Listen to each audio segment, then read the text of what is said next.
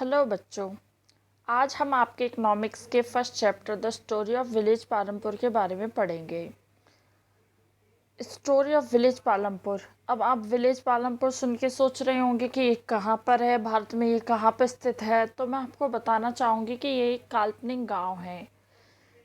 काल्पनिक गांव किस लिए कल्पना की गई है, इसके माध्यम से हमें बताने की कोशिश की गई है कि एक गांव में कौन सी आर्थिक गतिविधियां होती हैं। तो हम इसमें पढ़ेंगे कि विलेज पालमपुर में कौन कौन सी आर्थिक गतिविधियों के एग्जाम्पल दिए गए हैं।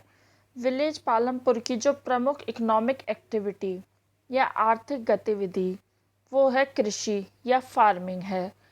तो क्या आपको लगता है वहाँ पे यही एक काम किया जाता है? नहीं, इसके अतिरिक्त भी वहाँ पर और कई तरीके के काम किए जाते हैं, जैसे dairy, transport, small scale manufacturing जैसे कई अतिरिक्त कार्य भी किए जाते हैं। पालमपुर गांव एक ऐसा गांव है जो अपने पड़ोसी गांवों व कस्बों से जुड़ा हुआ है सड़क द्वारा। यहाँ पे जो सड़क की कनेक्टिविटी है वो बहुत अच्छी है। पालमपुर से 3 किलोमीटर दूर एक बड़ा गांव रायगंज है जिससे भी ये सड़क द्वारा जुड़ा हुआ है। वह इसके अतिरिक्त पालमपुर अपने पास के एक छोटे कस्बे शाहपुर से भी जुड़ा हुआ है। अब इसमें गांव से उसकी कनेक्टिविटी क्यों बताई गई, क्योंकि जनरली जो गांव होते हैं उनमें जो सड़क की कनेक्टिविटी वहाँ पे सड़क होती ही नहीं है या फिर टूटी फूटी होती है, लेकिन इस गाँव में सड़क की कनेक्टिविटी अच्छी है। और वहाँ की जो सड़कें हैं उन पर कई तरीके के परिवहन साधन चलते हुए भी नज़र आ जाएंगे, जैसे बैलगाड़ी, तांगा, मोटरसाइकिल, जीप, ट्रक व ट्रैक्टर चलते हुए हमें नज़र आ जाएंगे। अब हमने देख लिया कि विलेज पालमपुर का ओवरव्यू देख लिया। अब हम देखेंगे कि वहाँ पे किस तरीके के परिवार रहते हैं, किन जातियों के, किन धर्मों के, किस तरीके का बैकग्राउंड है उसका। तो जो विलेज पालमपुर है उसमें 450 परिवार विभिन्न विभिन्न जातियों के रहते हैं। अब इन 450 परिवार में से कि जो 80% लोग हैं वो उच्च जातियों के परिवार हैं जिनके पास गांव की अधिकांश भूमि है। इन लोगों के घर भी बहुत बड़े बड़े होते हैं जो ईंट व पत्थर से बने होते हैं, जबकि यहाँ की 1/3 जनसंख्या जो कि शेड्यूल कास्ट से है उनके घर छोटे छोटे हैं, मड व स्ट्रॉ से बने हैं। अब देखते हैं विलेज पालमपुर में हमने देख लिया सड़क की कनेक्टिविटी कैसी है, वहाँ के परिवार किस धर्म जाति के। अब हम देखेंगे वहाँ पे बिजली कैसी आती है, क्योंकि जनरली गांव में बिजली की दिक्कत होती है, वहाँ पे बिजली बहुत कम आती है। तो क्या विलेज पालमपुर में भी ऐसा है? तो हम देखते हैं कि विलेज जो पालमपुर है उसमें सभी खेत ट्यूबवेल से जुड़े हुए हैं, बिजली से सभी खेतों के जो ट्यूबवेल है वो बिजली से जुड़े हुए हैं, और वहाँ के जो छोटे छोटे व्यवसाय हैं वो भी बिजली से जुड़े हुए हैं। इसके अतिरिक्त वहाँ पे पढ़ाई की कैसी सुविधा है? तो वहाँ पे पढ़ने के लिए 2 प्राइमरी स्कूल हैं, एक हाई स्कूल भी है। फिर देखते हैं चिकित्सा के लिए क्या है। तो चिकित्सा के लिए वहाँ पे एक प्राइमरी हेल्थ सेंटर है, व एक प्राइवेट व एक गवर्नमेंट डिस्पेंसरी भी है, डिस्पेंसरी जहाँ से हम दवाइयाँ लेते हैं।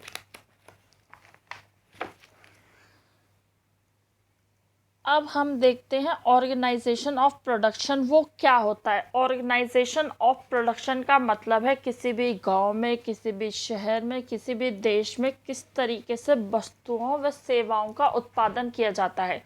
अब हम इन चीज़ों को, इसका विलेज पालमपुर से क्या कनेक्शन है? इसका विलेज पालमपुर से यह कनेक्शन है कि विलेज पालमपुर के छोटे से एग्जाम्पल से हम समझने की कोशिश करेंगे कि वस्तुओं का उत्पादन किया कैसे जाता है।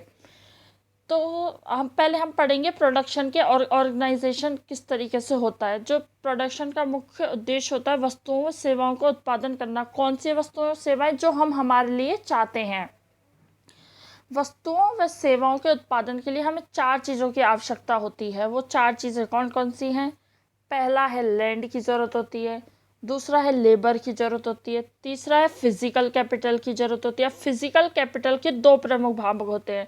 फिजिकल कैपिटल में जो पहली चीज़ आती है टूल्स, मशीन्स, बिल्डिंग। आप अपना इमेजिन करके देखो, छोटी से लेके बड़ी से बड़ी चीज़ जिसको बनाने के लिए हमें टूल्स की ज़रूरत होती है, मशीन्स की ज़रूरत होती है, बनाने के लिए हमें एक जगह भी चाहिए, बिल्डिंग की ज़रूरत होती है।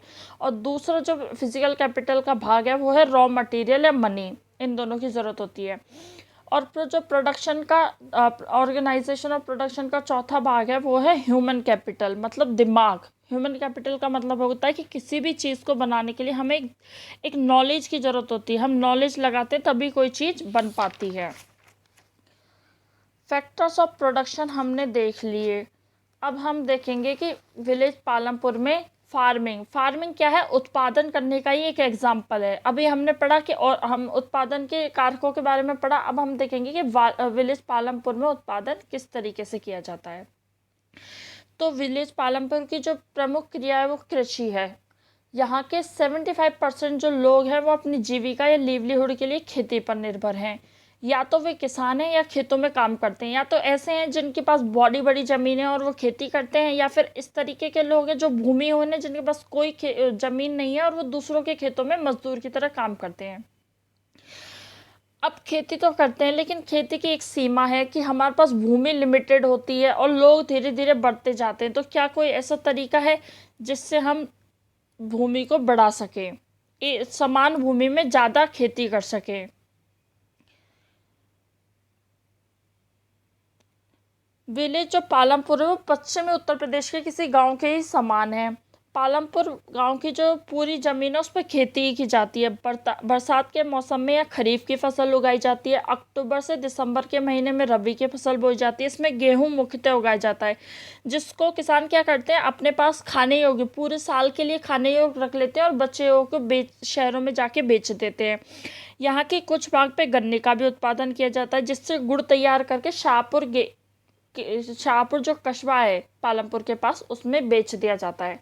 तो अभी हम बात कर रहे थे कि खेती भूमि लिमिटेड होती है, क्या उसको किसी तरीके से बढ़ाया जा सकता है? भूमि को तो नहीं बढ़ाया जा सकता, लेकिन कुछ ऐसे तरीके हैं जिससे भूमि में जो उत्पादन होता है उसको बढ़ाया जा सकता है।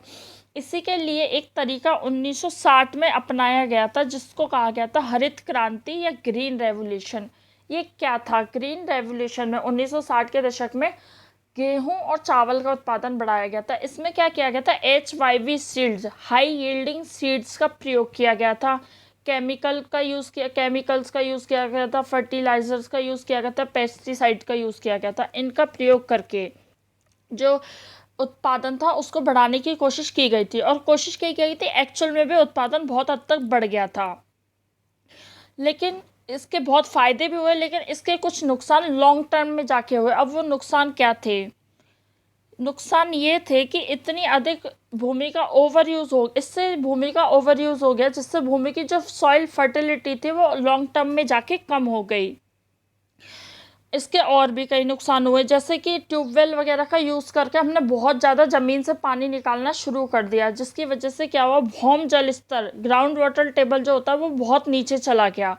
ये इसका नुकसान हुआ। इसलिए साइंटिस्ट वगैरह ये सजेस्ट करते हैं कि हमें इनका बहुत ज़्यादा यूज़ नहीं करना चाहिए।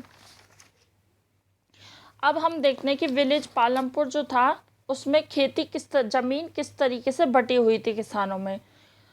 पालमपुर गांव के 450, मैंने बताया था शुरुआत में कि वहाँ लगभग 450 परिवार रहते थे। तो 450 परिवार में से 150 परिवार, जिनमें से अधिकांश दलित हैं, के पास खेती की जमीन ही नहीं है, मतलब वो भूमि है ना, उनके पास कोई भूमि नहीं है, वो औरों के खेतों में मजदूर की तरह काम करते हैं। कुछ मध्यम वर्गीय किसान भी है जिनके पास 2 हेक्टेयर से ज़्यादा ज़मीन है। इसके अलावा कुछ ऐसे किसान भी हैं जो अमीर किसान हैं जिनके पास 10 हेक्टेयर व उससे ज़्यादा ज़मीन है।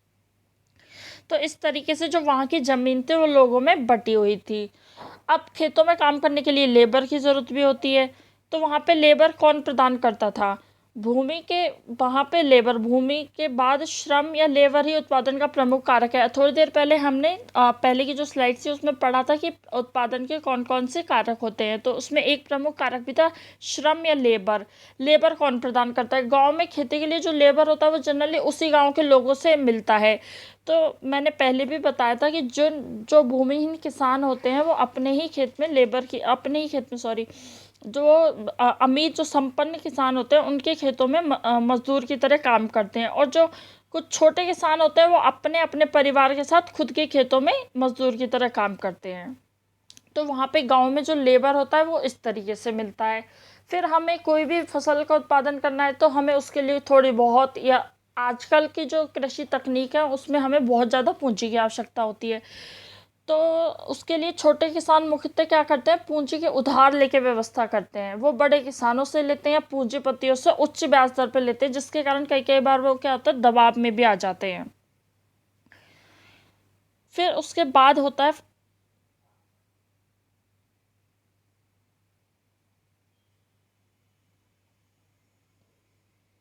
फिर उसके बाद देखते हैं कि जो अधिशेष बचता है कृषि में, जो अतिरिक्त उत्पादन बचता है, उसका किसान करते क्या है। अतिरिक्त उत्पादन का मतलब होता है एक किसान क्या करता है, अपने लिए एक साल भर के लिए गेहूं उगाएगा, और जो एक्स्ट्रा बचेगा उसको बाजार में जाके बेच के आ जाएगा। उससे क्या होगा, उसके कुछ कमाई भी हो जाएगी, जिसको वो अगले साल के लिए कृषि के ही बीज खरीदने के लिए, या कोई उपकरण खराब हो गया, ट्रैक्टर खराब हो गया, उसको ठीक करवाने के लिए उस पैसे का यूज़ कर लेता है।